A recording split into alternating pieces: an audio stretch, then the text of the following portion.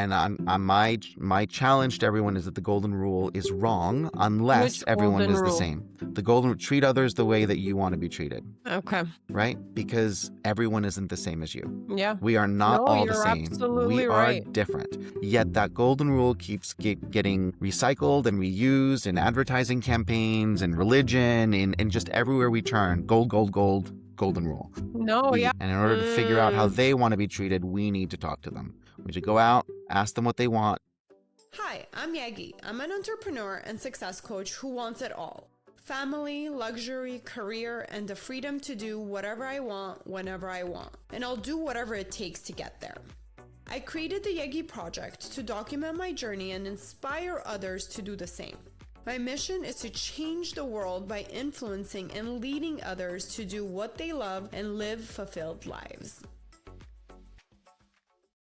Hello, hello, hello. Welcome back to the Yegi Project. Today's guest is Karl Hebenstreit, who is going to tell us who he is and what he does. So without further ado, Karl, please tell us, who are you and what do you do in today's world? Thank you, Yegi, for that wonderful energy that you're bringing to this podcast.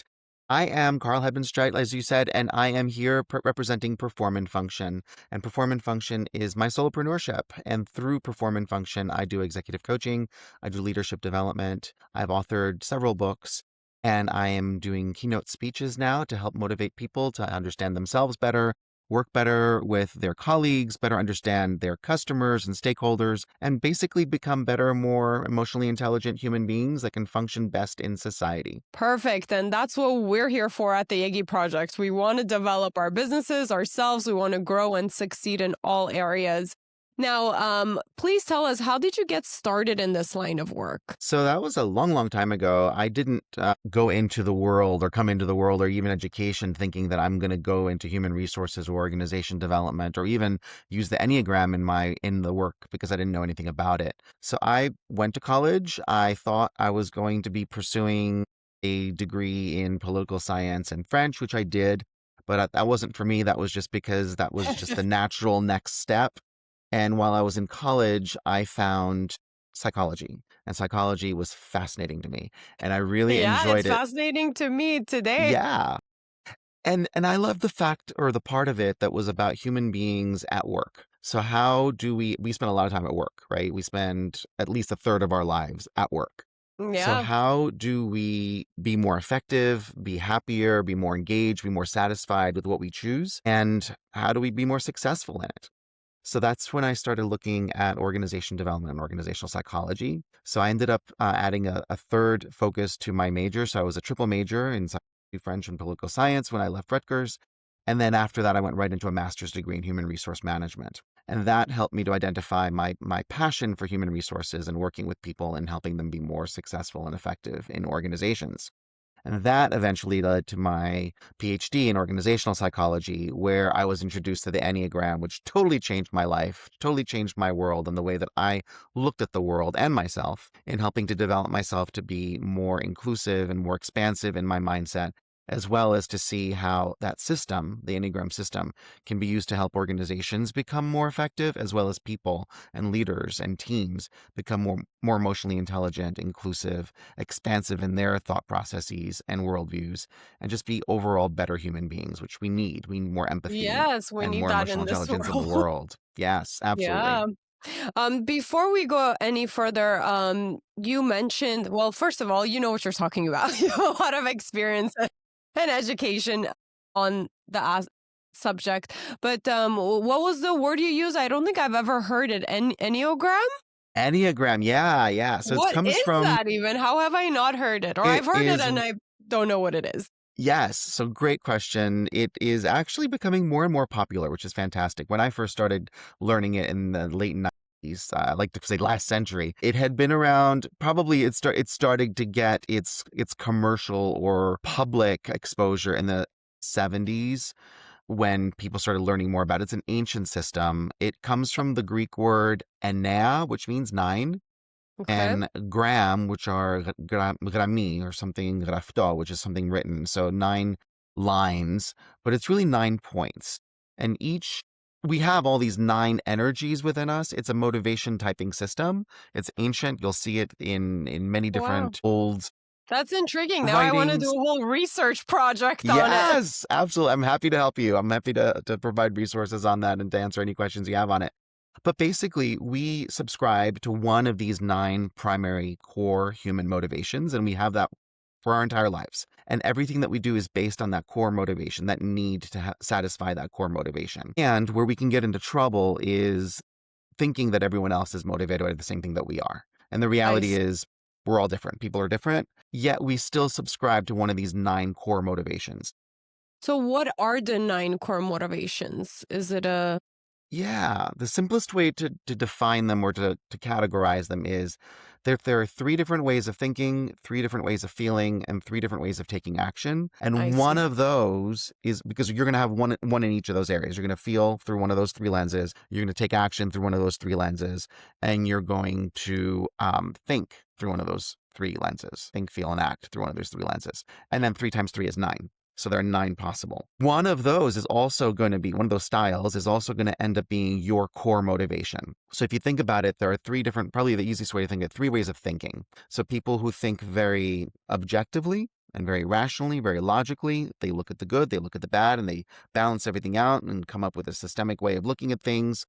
That's the type 5, which is the observer or the analyst. So they're very objective thinkers. And they do this to prevent from, and the motivation, if that is your core motivation, is to prevent from looking foolish by knowing things and being able to predict what's going to happen to be ready for it so you don't look foolish. The type 6s are all about negative, worst case scenario. So they're always looking at the worst possible thing, the danger that's going to happen or could happen, and preparing for that so that they can be, again, the core motivation for them would be to be safe, comfortable, and secure. Okay. And then the type 7, which is the opposite of the type 6, if you think about it that way, is the best possible scenario, downplaying the negative and looking at the positive and what are the great things, the connections, the I like opportunities, the that word. things that we can, yeah.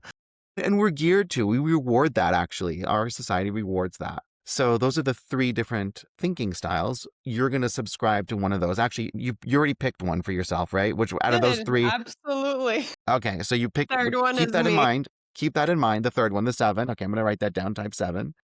Now, you're also going to take action through one of 3 different ways, right? So the type 8s take action immediately. It's like, I need to execute on this. I see it. I need to act on it. I don't care if it's the wrong direction. If we find a different, better direction, we'll take it. No worries. We'll just move in that direction. Yep, that's me as well. Okay.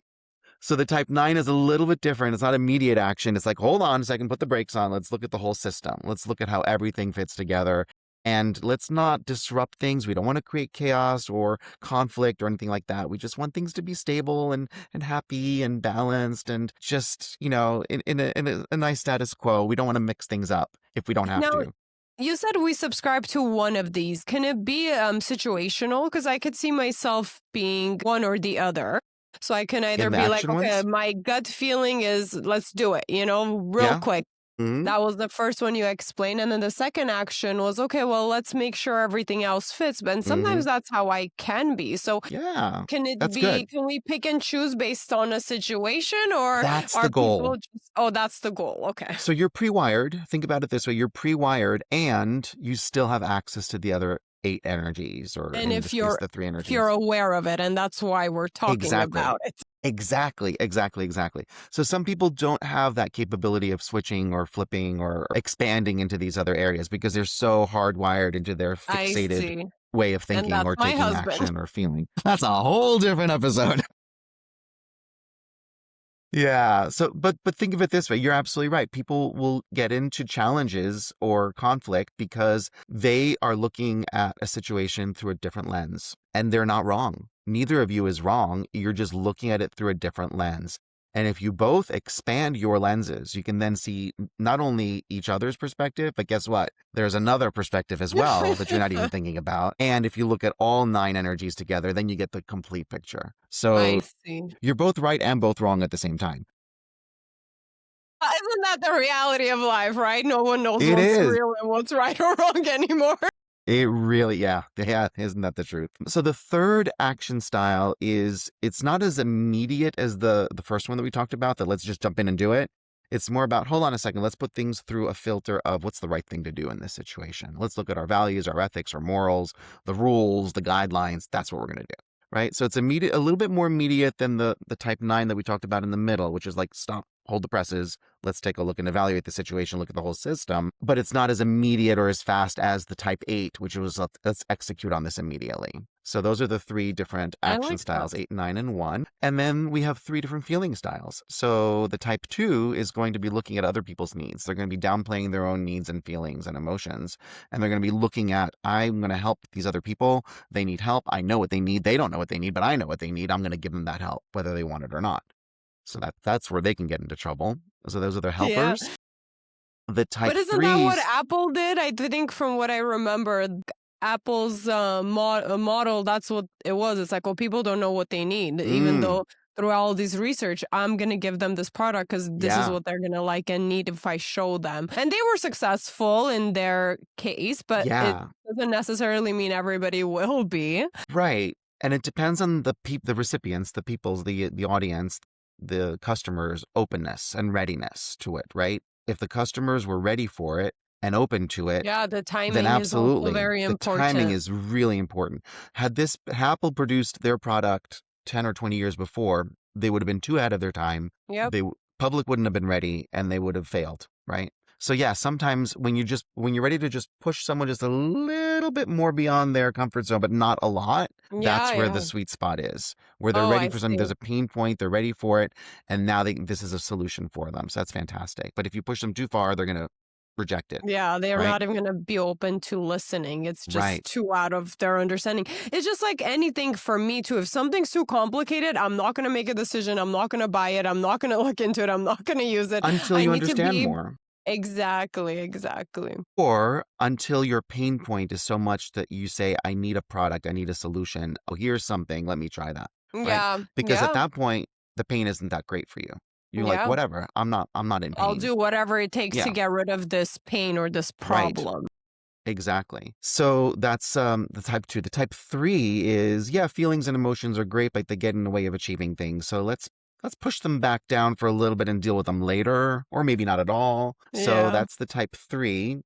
And but sorry, I want to talk a little bit more about that, Bill, because in business too, a lot of people are emotional shoppers, right? And even in business school, we're taught, don't sell the pen, sell them what this pen is going to make them feel or do, right? So, and we are human psychology, like we do that. We buy things based on what is sold to us. Like I buy this beautiful dress because it's sold, I'm going to feel, I don't know, glamorous, or I'm going to be like a celebrity or whatever it is, right? So emotions and feelings are sold to us. So how is that different from what we're talking about here? And how do we point it out to not fall for the emotional response? So the people that are going to be more emotionally responsive to an ad that's geared to emotional response are going to fall into that type 2, 3, and 4 category. You're not going to get an emotional responsiveness from a 5, 6, or 7 because they're going to be processing it through their head, through their thinking. And you probably won't get as much of an emotional response from an 8, 9, and 1 because they're going to be taking action on it. Now, depending on where they are in their thinking process or how the day is going for them, that could be different as well. But honestly, that's really interesting to me, and I love that you're explaining it in such a clear, detailed way, because a lot of times I'm like, why does this person fall for this ad, but I don't? Like that, I will never take action on this ad. But my husband, I love guy. I'm going to keep pulling him into it.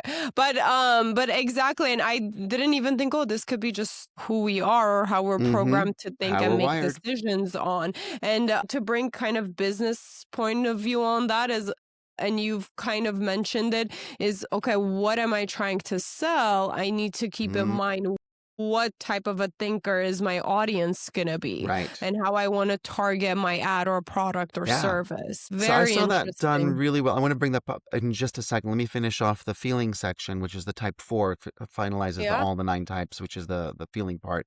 And that is the one, the type 4 is the one that really is very empathic, takes in everyone's emotions, their own emotions, everyone else's emotions. So they are really all about feelings and emotions. So they live in feelings. They feel, therefore they are. Happy.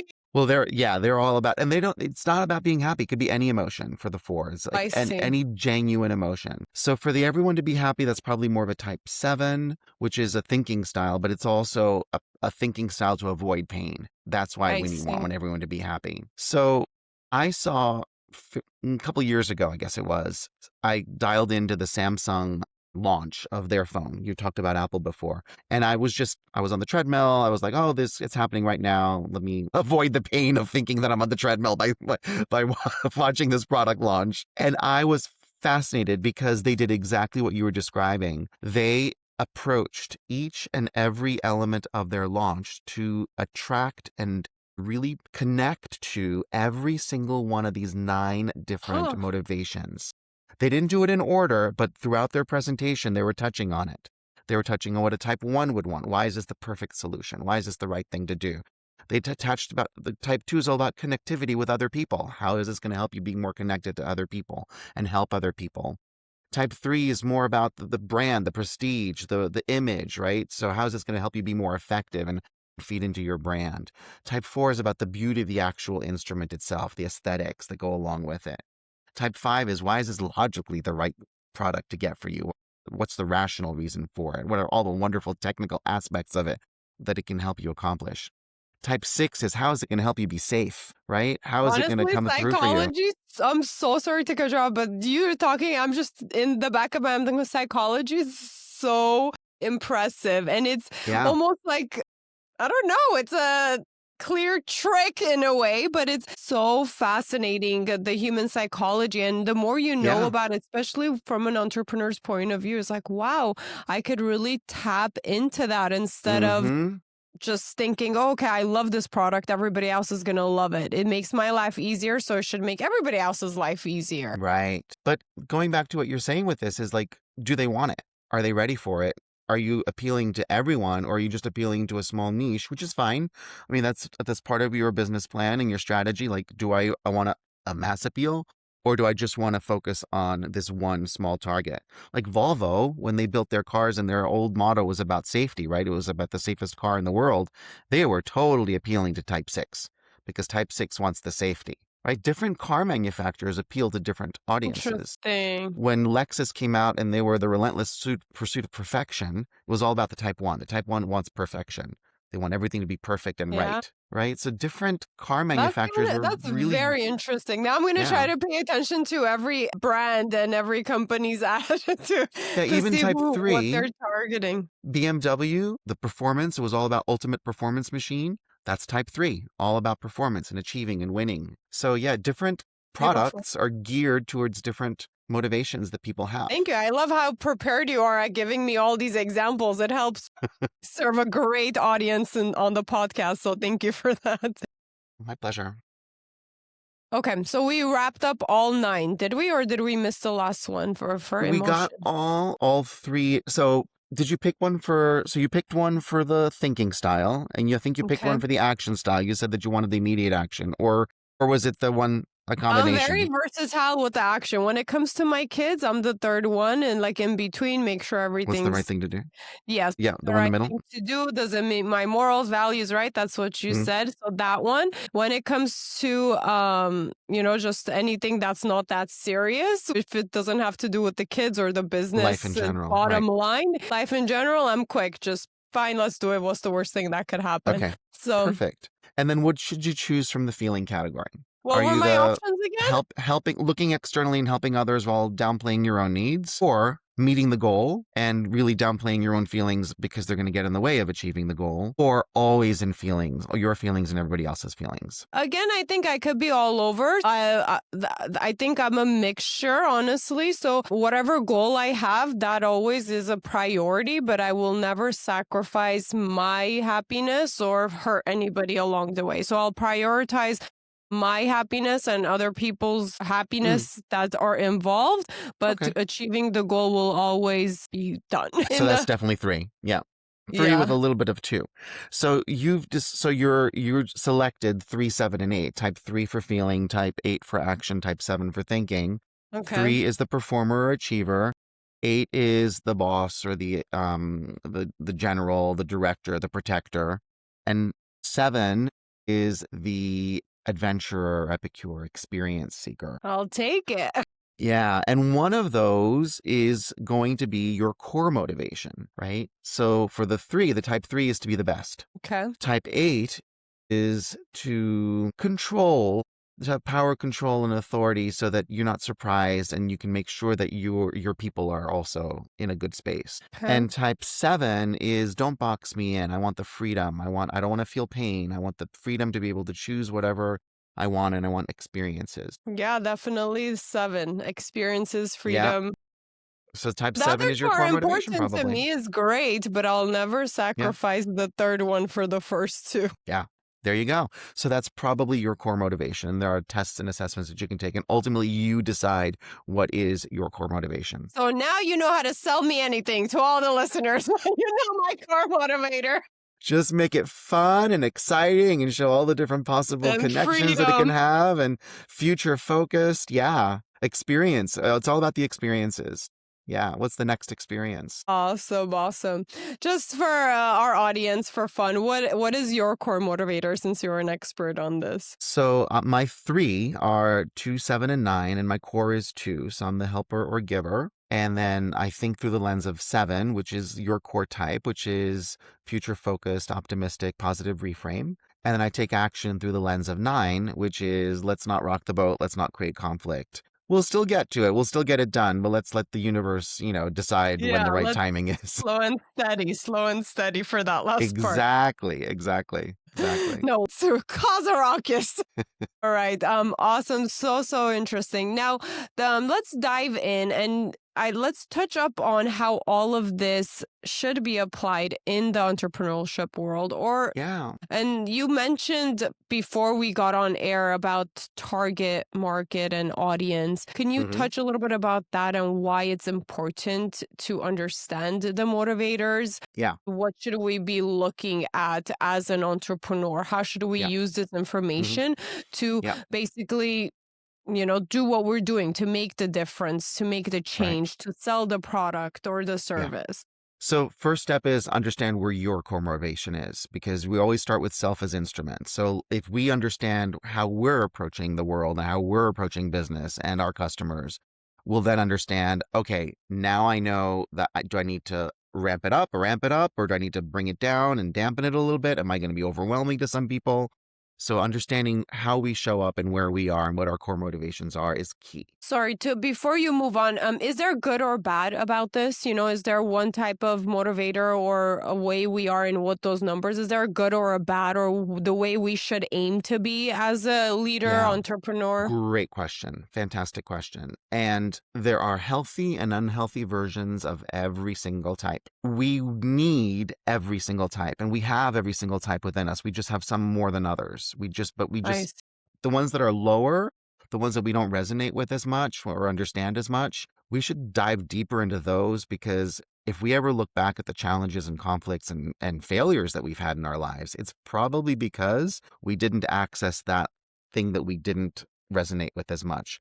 And if we look at it through that lens and through the gift that that brings, it would have helped us understand that situation better and respond better. So ultimately, we do want all 9. All 9 are equally valuable. There is not one that's any better than any other. That said, our society and our culture tends to reward certain types more than others. And they tend to reward the same exact 3 types that you're bringing forward in yourself. The 3, 7s, and 8s are rewarded most in business. We reward the goal orientation of the type 3. We want people to be goal-oriented and achieve their goals. So we're going to reward them. We're going to promote them. We're going to give them recognition for that. We reward the expansiveness and the ingenuity and the creativity and the innovation of the type 7, who's always looking at having a positive perspective and bringing people along with them on that journey, that visionary part. Yeah.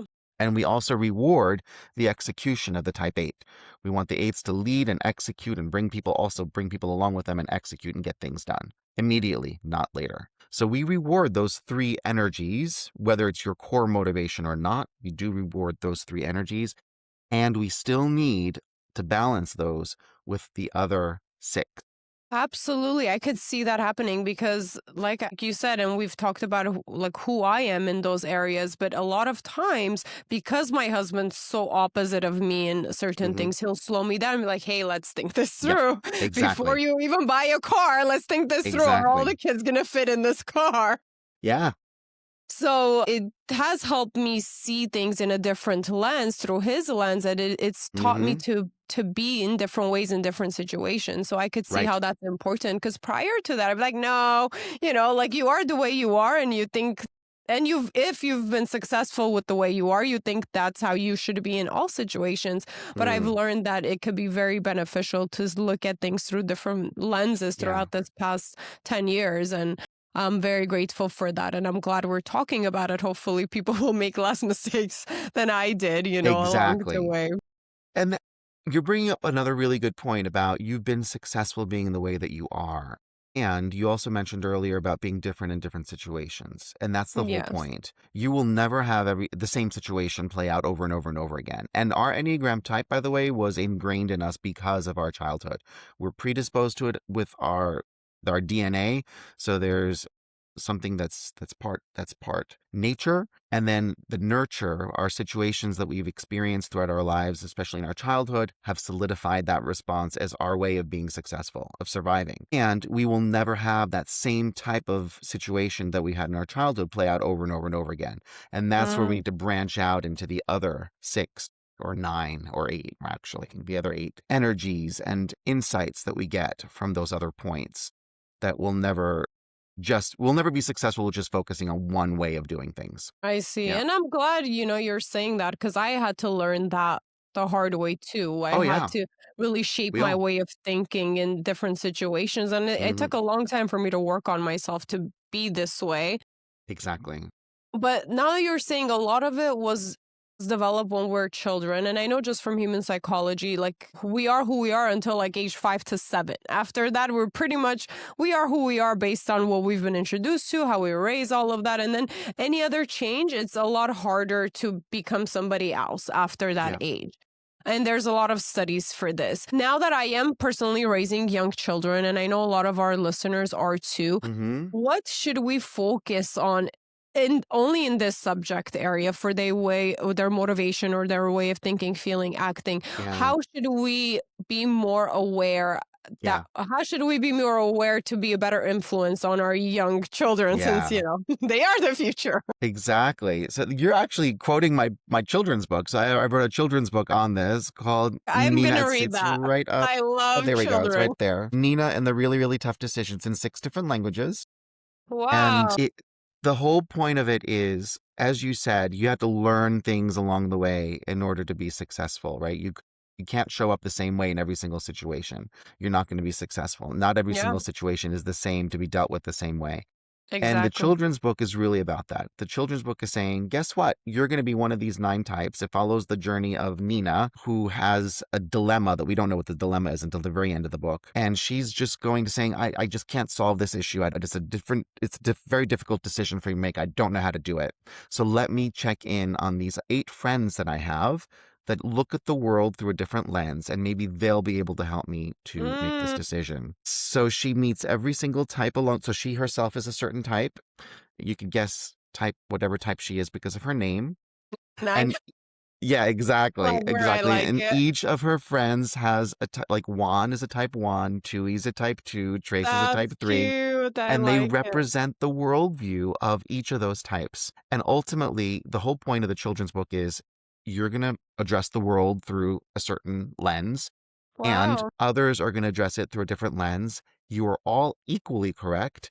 And guess what? Learn those other 8 lenses and use them, because that's going to make you see the world, the full world, for what it is, not just Wow. that tiny little sliver of what you think it is. Wow, that is so powerful. And I want to thank you for creating something like that because I'm My going to pick pleasure. that up right now for my kids. And these things, like if they're aware of it from when they're 5 to, like I said, five to Exactly. 7 years old, they're going to be off Their so much life will be more so much easier. successful. They don't have to go through 15 years of personal development like I did to become who I Or am. more. They can be Yeah. Or more. set Yes. up for when they're young. And even just talking about it, I think in the new age parenting. We're talking about emotions. We're talking about a lot of different things with kids that our parents never talked to us about. It's Exactly. great that there's a tool like this that we can talk about the motivation, Mhm. the motivator, and all, everything that we talked about. So thank you for creating that, first of all, and in many My different pleasure. languages.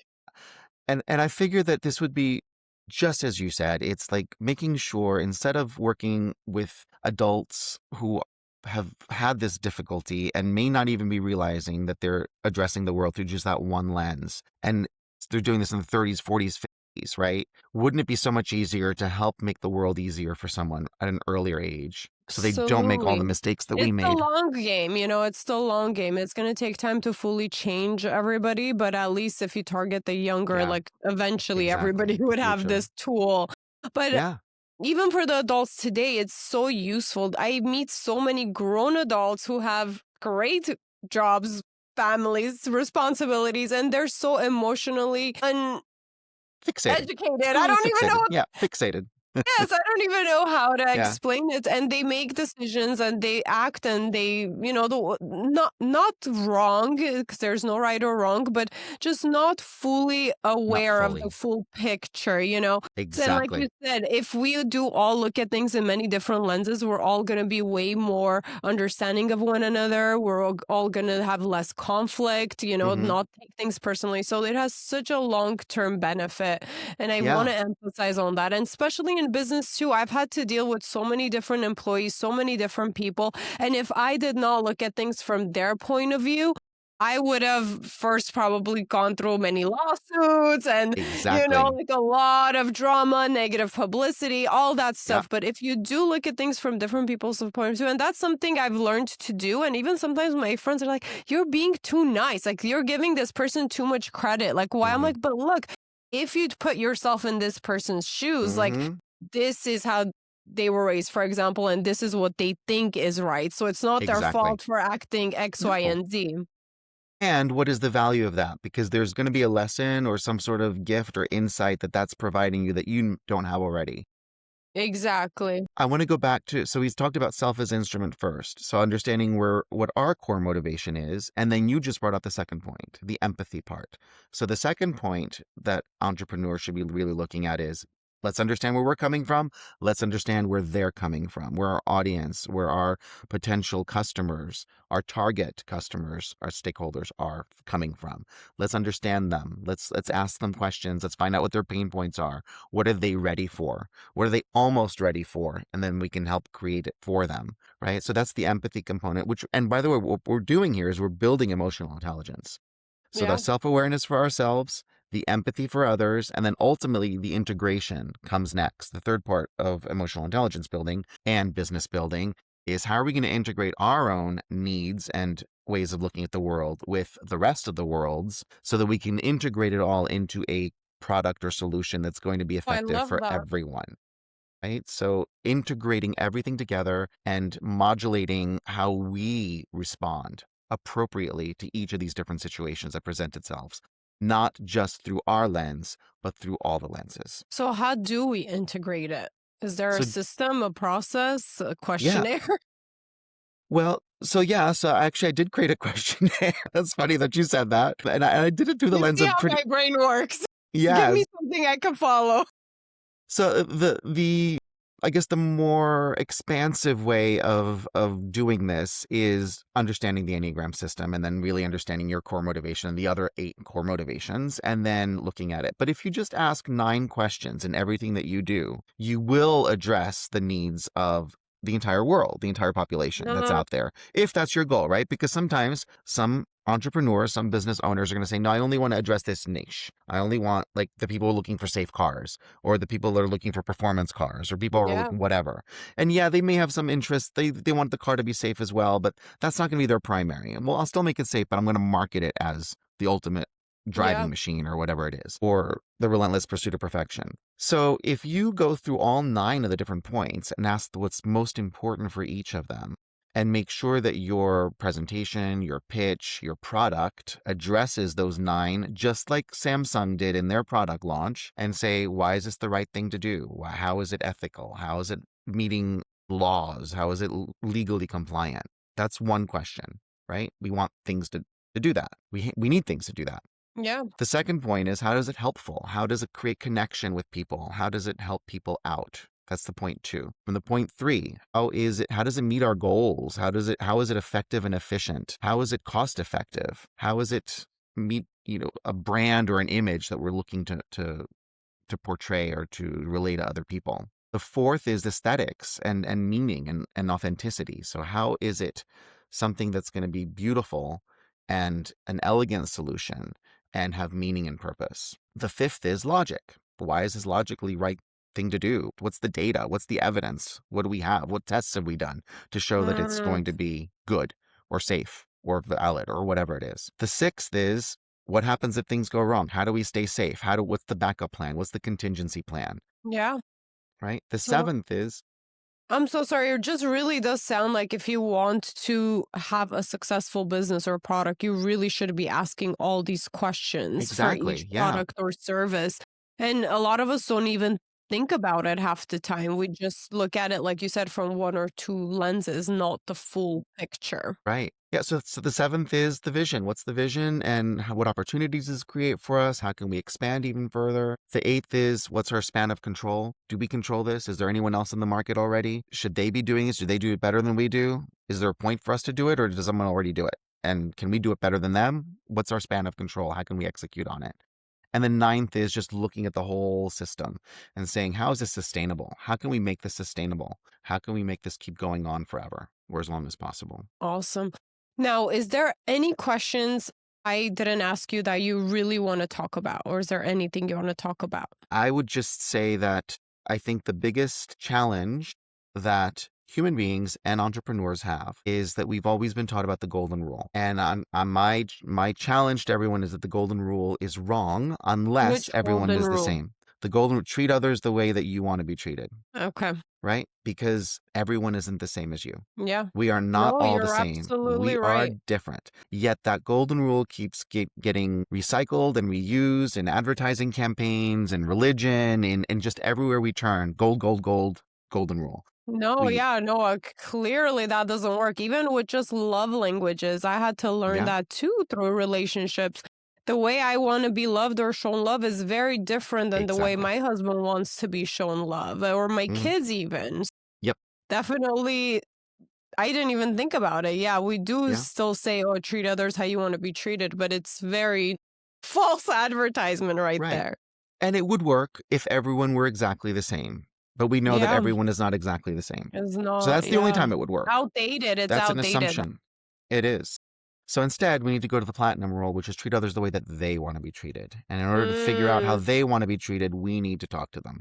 We need to go out, ask them what they want, ask them what their pain points are, ask them what their love language is, ask them, all these different yeah, things. Like, how do they it's want to be important. recognized or appreciated?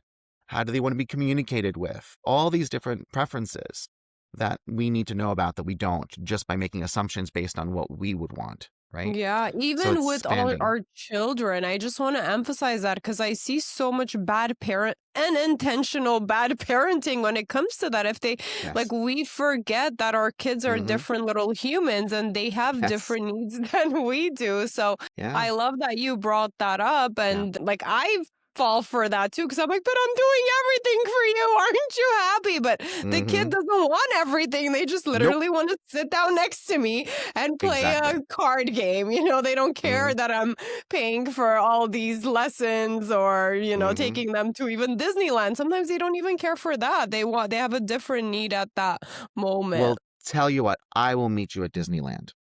I love Disneyland. I know it's like my kids, I don't know. I think I'm an adventurer. I like to do a lot. So I think Hmm. I've done too much with them where they're like, can we just stay home? I'm like, okay, we can That's stay home. great to know. That's great to know Yeah, about that's yourself, though. fun. Reminding yourself, especially if you know that I'm looking at this through the lens of type 7, the Yeah. experience seeker, the adventurer, the go, go, go, the let's minimize pain and do fun stuff thing, right? Yeah.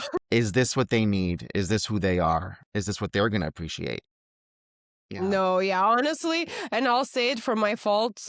the faults that I know I've made with that is I didn't even think about a lens thing, but I am like that. And I've prioritized so much because my core important thing for me in life too is I want everybody to be happy, right? I've always Hmm. wanted the Yep. world, everybody to be happy. So I've emphasized a lot on that. Let's have fun. Let's be happy. So let's help other people be happy. But I kind of recently, maybe like the past year, I really realized, oh my God, I'm emphasizing so much on happiness. I am not spending enough time on the lens of, okay, do we have good eating habits? Like nobody has any health problems in my family, thank God, but my kids' eating habits are horrible. Like if it continues like this, they will probably have Hmm. bad, Right. and it's not intentional, but I just didn't look at it through a full lens. I've just been spending Exactly. so much time with trying to fulfill number 7. Yeah. And that's looking at it through a full lens is exactly what we're trying to do. Yeah, and I love that we're talking about this today. Now, some fun questions. I think we covered the topic, and I think it's very clear on why it's important and how we should focus on it in personal and business life. Just for our listeners, something fun about you. If you had a magic wand, what's the first Mm. thing that you would change in the world? Well, I'm trying to do it right now. I think the magic wand is the children's book and also the business books that I've written for adults is trying to get people to understand about empathy and emotional intelligence, just to make the world more emotionally intelligent and empathetic from the get-go, rather than trying to fix it now that it's not. So that's what I would change. Yeah. I love that. Right there with you. And we'll, of course, list and link all the books and material below for our audience so they can check it out and really get in depth about everything we're talking about. Thank you. Now, what does a happy and fulfilled life look like to you today with all the emotional growth you've done? And how did it look different maybe back in your 20s? So I would say that any growth never ends. The growing continues. So it's Mm, just a continuous journey. There's no end point. And I continue to learn and make mistakes every day. So learning from those and trying to be better is a constant. So the the biggest, like from my 20s, I would say that, you know how they say about teenagers knowing everything. They're know-it-all teenagers, right?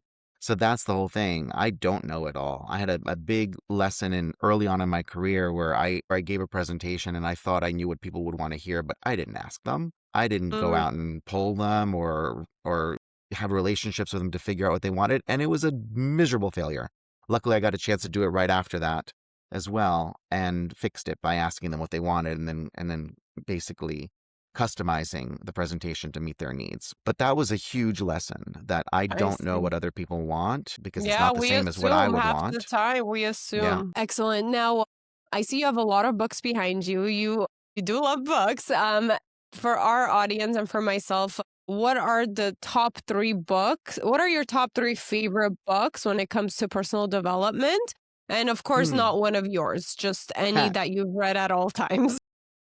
All right, so that's a very difficult question, but let me look at it through the ones that immediately come to mind. So the book that introduced me to the Enneagram was a little yellow book called The Essential Enneagram. So I would say if anyone wants just a very simple, basic introduction to it, it's The Essential Enneagram. Okay, That's by I David wrote that. Daniels. And so there are many that have come since then that are far more in depth and robust and detail oriented and address many different elements, but a very simple way to start would be The Essential Enneagram. Another book that from the world of executive coaching, the one that I really think is really cool because the title gives it away. The whole point is what got you here, where you currently are, is not what's going to get you there. Yes, Right? I So what love got you that. here won't get you there. That's by Marshall Goldsmith. So that's a That's really another great lesson lesson. I've learned the hard way as well. Yeah. When it Yeah. comes to hiring different people and letting them take on certain responsibilities, I've Hmm. learned the hard way that, hey, maybe, I should have hired a different CEO when I started having kids because I dropped the ball on my business because my priorities totally changed. Hmm. So I think that's one thing I've learned the hard way too is like you came here this far, but you need something new or different. It can be a different person or employee to get to the next level or Yeah. skill. Yeah. So I'd say those would be probably the two that come to mind the first. Immediately. Yeah. Awesome. Thank you for sharing that.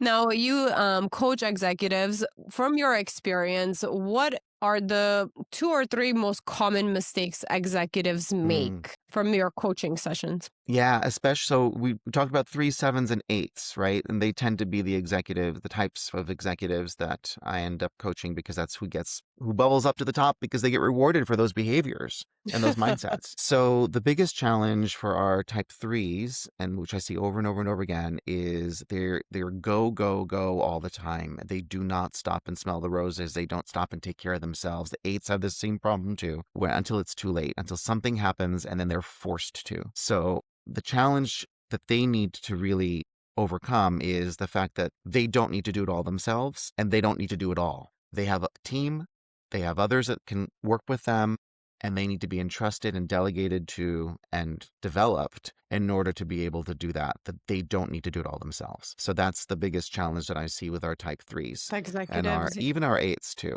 that they're taking on too much, they're doing too much, they're not slowing down until it's too late. Absolutely. And then they're forced to. Yeah. Yeah, Because their I bodies give out in some absolutely way. can see that. Yeah. And that's an easy mistake to make, especially if Hmm. it's your business, you love what you're doing, or even if you have a position that you love, you enjoy. It's an easy mistake to make. Yeah. And it's good we're, pointing it out. So those listeners are like, okay, maybe I need to slow down and take a spa day. Yeah. Yeah. And make Now, it sustainable, right? Make it sustainable. yes. Everything is not a sprint. Life is not a sprint. Okay. Just make sure to make it sustainable. It's a marathon. I love Take that. time to replenish, drink your water, have your oranges, whatever it is. Yeah, I mean, Take your there's no breaks. end. There's no Yes. deadline, right? What's the Yeah. deadline? We all died. Exactly. Deadline. Exactly. And we don't know when that's going to be either. So yeah. Yeah. Yeah, that's one thing I always think about too. So I used to be a very go go go person, and then I slowed down just because I was like, hold on, like I want to enjoy life, and I changed a lot of things. I'm still changing things around, and it's hard finding that balance because you still want to be super successful or super productive, but you're like, but I also want to have a lot of fun. But at the same time, I had to learn that I was like, hold on, I keep achieving this degree or this accomplishment. And I was like, okay, that was great for like a second. And Yeah. I got excited. Oh, I met this goal. But then afterwards, I felt empty, or I felt like, okay, now I got to make a new goal. And there was no there was no end to, okay, what is it going to take for me to be happy? And I think that's what initially got me into doing a lot of research and learning about happiness and really just being Yeah. present and enjoying the process instead of the goal. Yeah. When was the last time someone asked you about your GPA in high school? I have no Right? idea. Exactly. It doesn't matter. It does not matter. Yeah, yeah. It may seem like the end of the world at the moment, but yeah, in the Exactly. big picture, certain things really don't matter. Exactly. Awesome. Well, it has been such a pleasure speaking with you, Karl. My last question to you is, before we close off, is what has been your personal biggest challenge, and how can our listeners learn from that? And what are your last words of encouragement before we sign off? Thank you. This has been a wonderful conversation, Yegi. And my biggest challenge goes along with my type 2. And that has been setting and maintaining healthy boundaries and saying no to things that I should be saying no to. And that's a lesson for all of us. Yeah, I Many think a lot of people, people struggle with that. multiple people have difficulty saying no for different reasons. So for the type 2, my type, it's like for fear of hurting the relationship with the person, right? So for the type 7, it would be, I don't want to say no because I don't want to miss out on this opportunity. I don't want to miss out on this experience, right? So yeah. Excellent. So that's been my challenge and continues to be my challenge throughout my entire life. And the good thing is So, that I know it.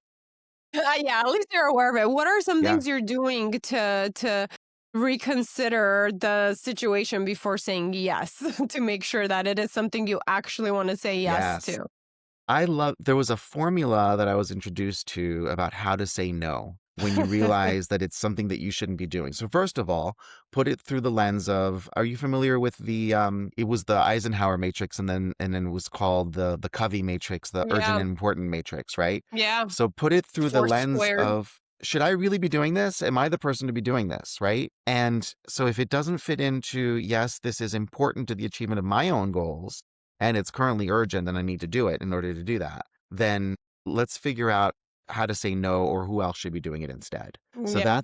that's a wonderful way of being able to say no without saying no. It's like, I can do this, but I need to accomplish these other things first, and then Yeah. I'll be able to do it. If you need this done right away, I can't do it. I'm not the person. Guess Yeah. what? This other person may be even more appropriate to do it. And Excellent. by the way, it could be a great development experience for them. They have the capacity for it.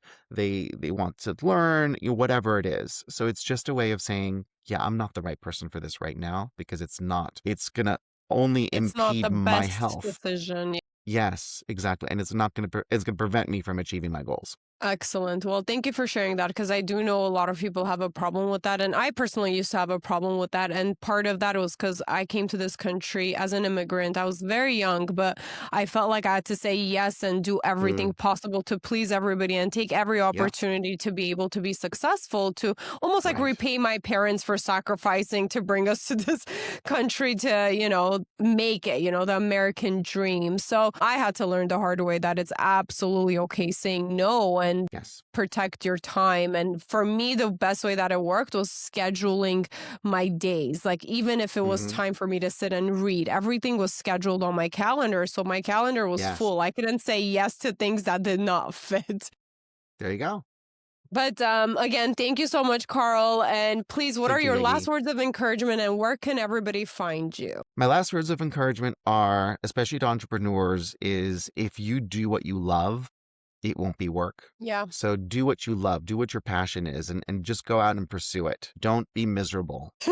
And you can find me on LinkedIn under Karl Hebenstreit. You can find me on my website, which is www.performandfunction.com, which is a play on form and function, but it's actually perform and A-N-D function. And yeah, those are probably the best ways of finding me and reaching out to me. I have a couple books out there, The How and Why, Taking Care of Business with the Enneagram, as well as Nina and the Really, Really Tough Decision, which is available in 6 languages. It's in English, French, Spanish, Greek, Portuguese, and now Danish. Danish just got published this month. Yeah. Awesome. That's And exciting. yeah, and then the last book is Explicit Expectations.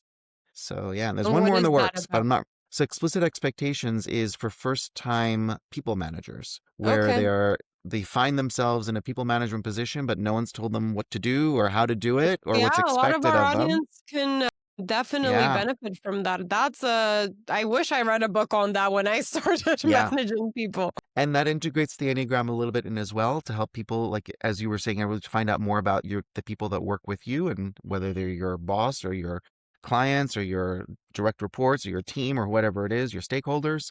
So there's a way of creating an engagement and alignment conversation and guide that puts you through that, walks you through that. So it's, yeah, very practical, very easy to use and walk through. Excellent. Well, thank you again for your time, your knowledge, and all the work that My you're pleasure, doing for Yegi. our world Thank you for today. having this podcast and making this available for the Success for Entrepreneurs. Thank you so much again. My pleasure. For our listeners, thank you for always tuning in. I hope you guys learned a lot. Go ahead and check out all the other content and information we have on this topic and all the books that Karl has written. And until next time, bye.